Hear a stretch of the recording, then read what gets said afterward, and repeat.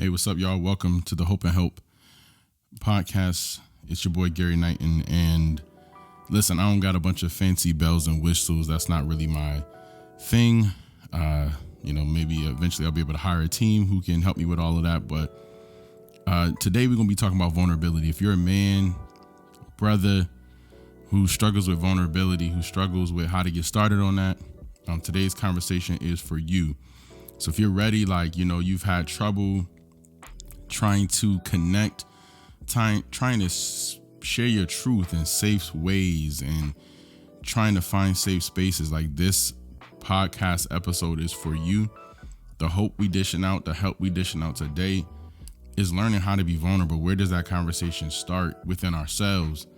And, how do we get to the point where we can make that external, right? And so my hope today is to share that with you and to bring you hope in that way. Through sharing my journey to vulnerability, how I've gotten to the place I am where I'm still struggling, how I'm still working through that, and just hopefully this will be encouraging to you in some way, shape, or form.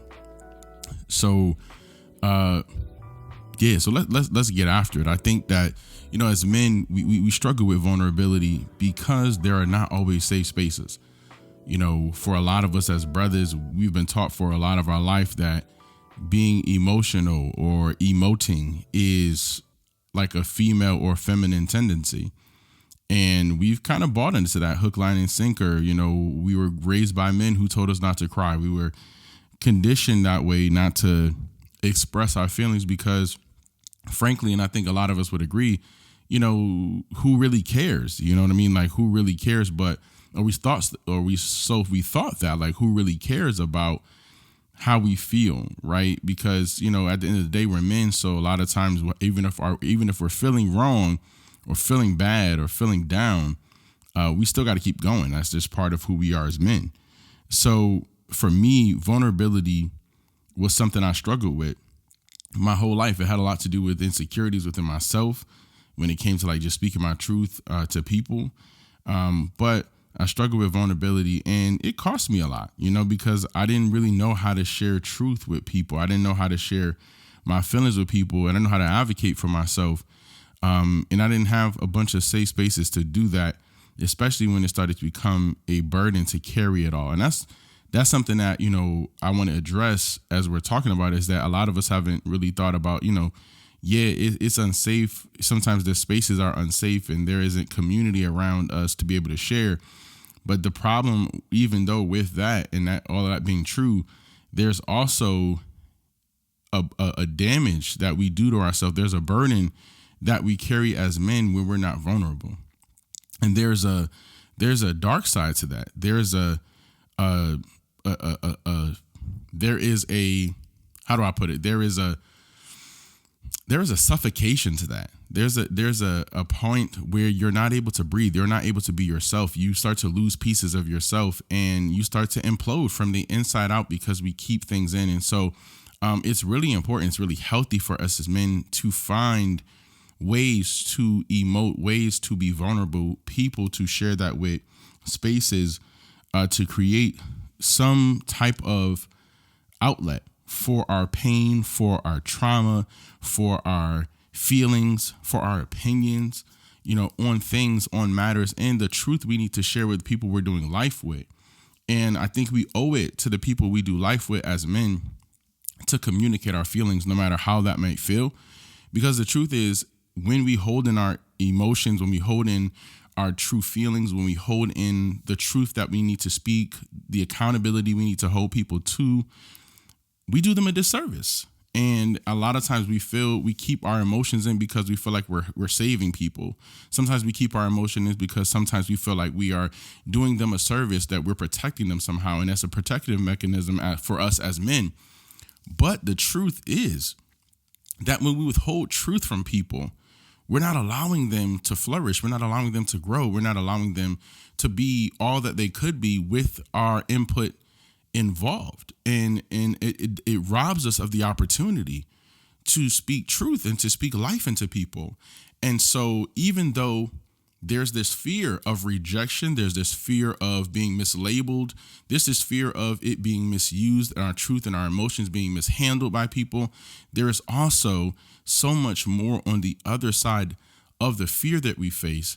There's so much freedom. There's so much hope and potential for growth and for newness and for restoration in the truth that we carry as men, that our community need, that our children need, that our wives need, that our family, our girlfriends, our people, just like our businesses, our employees, everybody needs to know not necessarily everything you feel, but the truth that you have inside of you that you're withholding from them. And you don't know who else on the other side of you is waiting or in need of that truth that you need to share. And so, yeah, we really can't do our job to speak up and share and to be those watchmen, to be the voice of reason in our community when we are afraid to share our truth.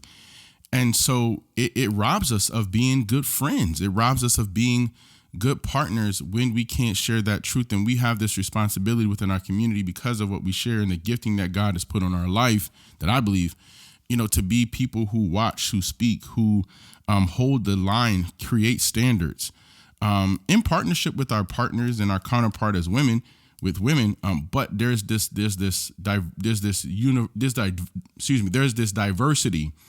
that we carry within us that I believe that we leave out from the picture, from the mixture that's good for our community when men are vulnerable. When men are vulnerable, it changes community. When men are vulnerable, it provides another element to people, to the experience of people who do life with us.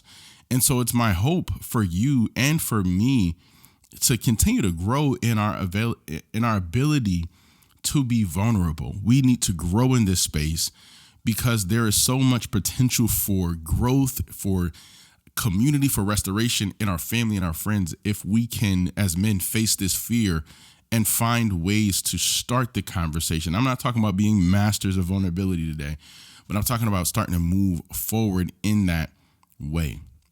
So I can't speak to everybody's experience, but I can speak to mine. And I hope that this resonates. I hope that I might be able to expose some lies you might even feel within yourself and just kind of free you a bit to be more vulnerable, to be more expressive, right? And, fair warning, once you start doing this, you're going to want to keep doing it because it just feels good to get this stuff out. But the first thing I started doing for myself was I started journaling. And it was kind of sporadic, and I don't do it all the time. But I got to the point in my life where I was imploding from the inside out. I had so much truth, so much stuff that I wanted to share, and not sharing it was hurting me. Not sharing it, not expressing it to other people was hurting me. And because there were not safe spaces, I wasn't sharing that information with anyone. I was just keeping it to myself.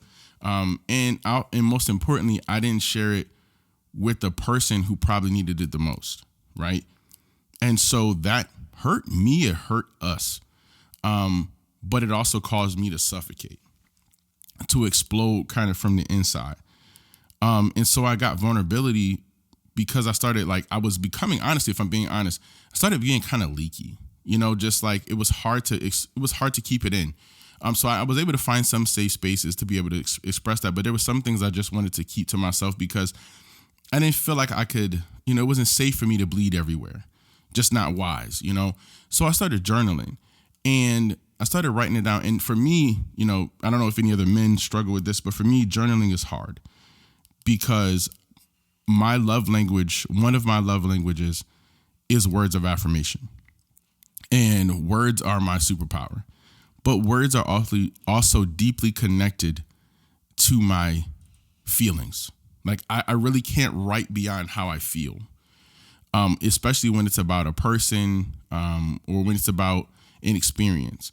So, or if I need to communicate something to say to someone, my words mean so much to me.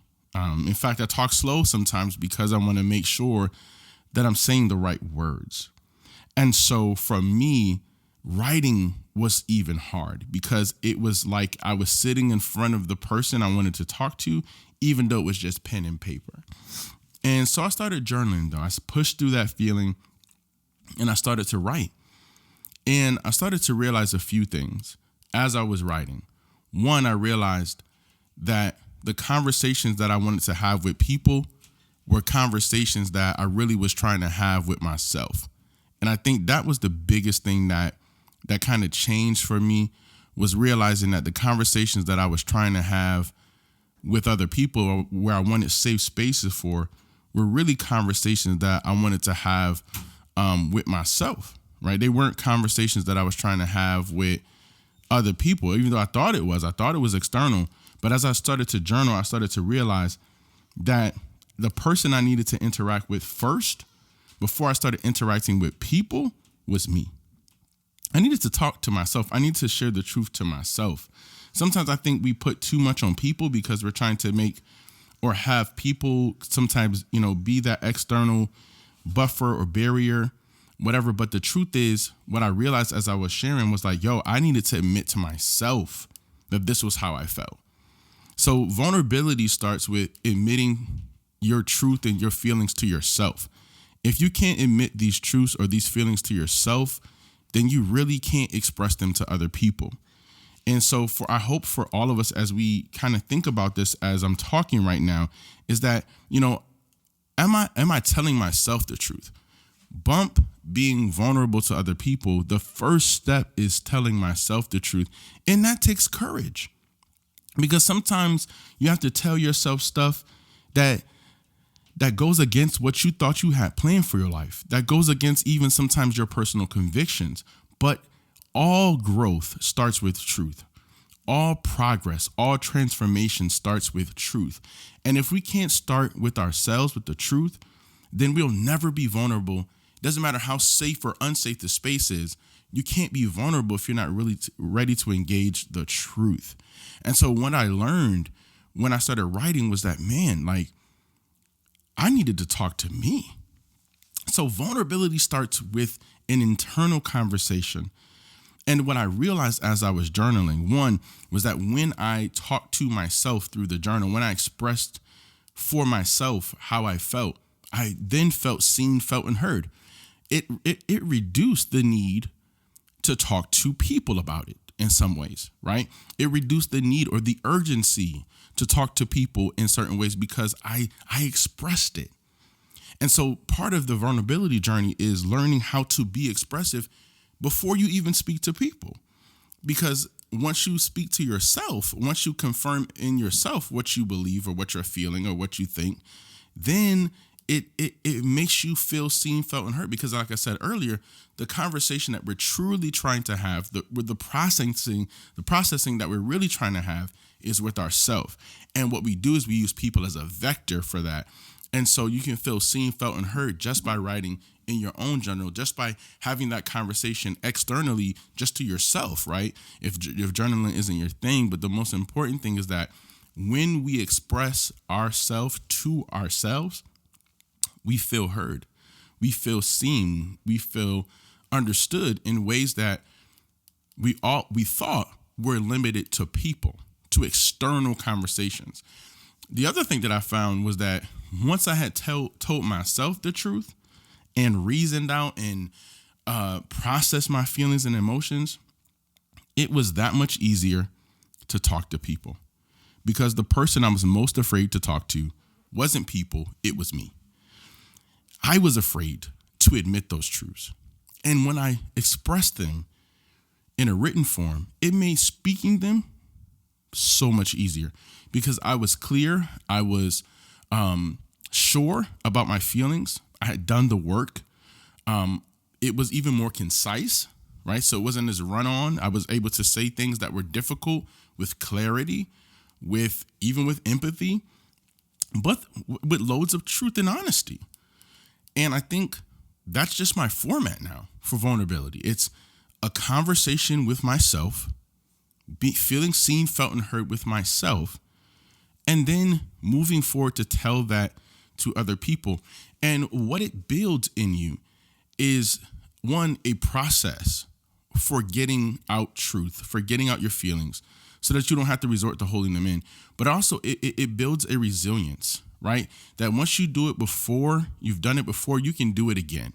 And so it builds in this routine for you, this comfortability with being vulnerable, with being truthful, because now you realize that it's possible and that you're able to do this, and it didn't hurt. And that was the thing. Let me say that. Let me almost backtrack for a minute.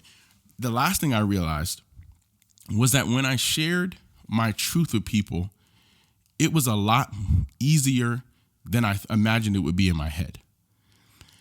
When I had the conversations that I thought were going to be absolutely dreadful, that I thought were going to be like just shattering in my head, they weren't shattering in person. I had so much built up anxiety around a conversation that I had yet to have, only to have the conversation, say the words, and not feel as bad as I thought I was going to feel. And this is because I had already done the expressive work. So for me, I had already said it to the person. I had already communicated it. It was already done. So what I was then in that moment was re-expressing. So expressing to myself took the fear, took a level of the uncomfortability out of it. And it created a pattern and a routine in me of speaking, sharing my opinion, sharing what I felt to be true, right? Sharing my emotions with other people. And then I found out, as I was saying, that it wasn't as bad as I thought it was in my head. And I realized at that moment that, well, if this is true about this situation, it's got to be true about the future ones. That if it's not as bad in my head right now, then maybe the next conversation where I have to share truth, it won't be as bad in that time too. And that came out to be true. And so now, more than fearing expression and the potential for rejection and the potential for it messing up my status quo, I'm more afraid now on this side of this journey, right? And there's more self-work that I did, but I'm more afraid now of not being vulnerable with people, because now I remember, after getting this freedom, after getting this release, how much it hurt to keep that in, what it created, how much anxiety it gave me. And so now the feeling of freedom overweighs and overwhelms the feeling of fear of rejection or starting over or, being mislabeled or mishandled. No. I'd rather be alone. I'd rather be rejected. I'd rather be misunderstood than to live in the prison of keeping my feelings to myself and keeping my truth to myself. And I say my truth very loosely. What I mean by that is keeping the things that I need to say to the persons or people or groups that I need to say to them. It overwhelms me. The fear is not as strong anymore. I have more fear of being in a room, in an environment, in a space where I have to keep my emotions to myself. I don't want to ever be in a space like that again. I don't want to ever allow myself. Listen, nobody kept me there. I kept myself there by not telling the truth, by not sharing how I was feeling, by not being honest, right? By being afraid of what it might do to them without thinking about what it would do to me. And I think that's huge. Sometimes we don't tell people the truth because of what we think it might do to them. And then we don't think about me not telling my truth and me not sharing my emotions. What is that doing to me? What's the damage? What's the toll? What's the price? What's the cost of keeping my feelings, my truth, my understanding, my perspective to myself? What is that doing to me? It's damaging me from the inside out. It's suffocating me. It's killing my identity. It's snuffing out my destiny. And so I need to think through that, right? And I need to think through that, and I need to process that. Because the truth is, you'll never be vulnerable always thinking about how someone else is going to come out of it. Vulnerability starts with a love of self, a love of who you are, being good to you. And so men, that's all the time I got for this particular conversation on vulnerability. I hope some of the things I shared helped. I pray that it was encouraging in some way. I pray that it was helpful. I hope that you take to heart what I was saying. This is just my process. This is what I can remember for me and how I've grown in vulnerability. I hope that something I have said has been of value. If it has been of value, would you just drop me, hey, this is valuable. Like, comment, subscribe, share. But if you like it, man, if this has been helpful, comment, talk to me. I want to know, what are some steps that you have taken? If you've gotten to a better place of vulnerability, what are some steps that you have taken to get to a place of vulnerability? Because maybe I can learn something from you all about, the next steps that I need to take. Because in the next video, I want to talk about what I still struggle with in vulnerability and how sometimes I relapse and just I'm grateful for the advocacy that other people give me to keep being expressive. And so it's a journey. Vulnerability is a journey. It's not a destination. And so thank you all for watching. Again, like, comment, subscribe. Let me know if you want to hear more of this content. Thank you those who are listening on the podcast version of this. It's been a great time talking and rapping with y'all. All right, peace. I'm out. Hope and love. And no matter who you are, I almost got the tagline. No matter who you are, we all need hope and help. Bless you.